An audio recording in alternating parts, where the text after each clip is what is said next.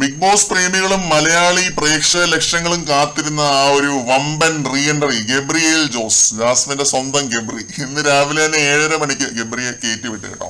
Morning സോങ്ങിന് മുന്നേ തന്നെ ഉള്ള ഒരു സ്പെഷ്യൽ റീ എൻട്രി ആയിരുന്നു ഗബ്രിക്ക് കിട്ടിയത്. അതും ഗബ്രി വന്നിട്ട് ആദ്യമേ രതീഷിനെ എണീപ്പിച്ചു. രതീഷിനോട് മിണ്ടായിരിക്കാനൊക്കെ പറഞ്ഞു ഗബ്രി, എന്നിട്ട് എല്ലാരെയും പോയി വിളിച്ചു. ജാസ്മിൻ എണീറ്റ് ഉറക്കപ്പിച്ചതിലായിരുന്നു ഗബ്രിയെ കെട്ടിപ്പിടിച്ചതൊക്കെ. എനിക്ക് അവനെ കാണാൻ പറ്റുന്നില്ല എന്നൊക്കെ പറഞ്ഞ് കണ്ണൊക്കെ പോയി കഴുകുന്നുണ്ട്. എന്നിട്ട് മോർണിംഗ് സോങ് വന്നു. മോർണിംഗ് സോങ് ജാസ്മിന് വേണ്ടി ഡെഡിക്കേറ്റഡ് ആയിട്ടുള്ള ഒരു സോങ് ആയിരുന്നു. ഷരാപ്പു പോലെ തുള്ളി തുള്ളി തുളുമ്പം എന്നൊക്കെ പറഞ്ഞിട്ടൊരു പാട്ട്, വൈബ് പാട്ടായിരുന്നു, പേരറിയത്തില്ല.